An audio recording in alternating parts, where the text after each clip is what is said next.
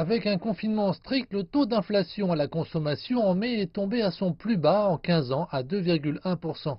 Depuis lors, une reprise marginale a été constatée.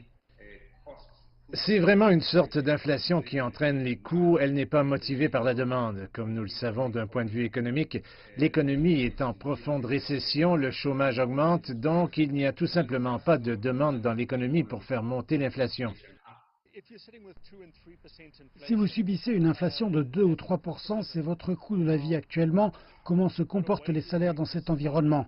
Eh bien, premièrement, les salaires qui sont conservés ne progressent pas à 2 ou 3 Je pense que les gens qui s'accrochent à un emploi font avec l'absence d'augmentation salariale. Donc il y aura une légère baisse du revenu réel à cause de cet effet d'inflation de 2 ou 3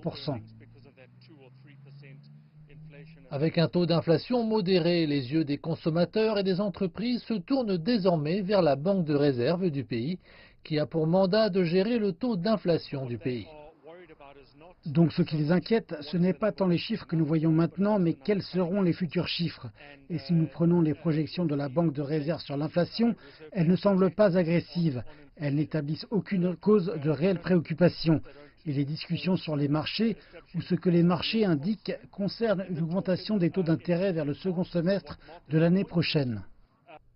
Depuis mars, la Banque centrale a agressivement abaissé ses taux de 300 points de base. Cependant, la relance viendra d'ailleurs, comme le système de garantie de crédit. Le régime de garantie de crédit de 200 milliards, seulement environ 5 milliards ont été dispersés, ce qui signifie qu'il y a encore beaucoup d'argent qui n'est pas dispersé. Donc c'est toujours dans le système et encore à venir. Le consensus est que la croissance économique en Afrique du Sud va manquer d'éclat et il n'y a aucune perspective de croissance significative dans un avenir prévisible, du moins pour l'année prochaine.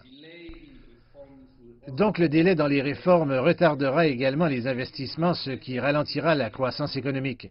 Donc au cours des 18 prochains mois, oui, nous verrons un rebond en grande partie à cause de meilleurs effets, mais cela ne sera pas motivé par les investissements dans les friches industrielles qui vont stimuler la croissance de l'Afrique du Sud.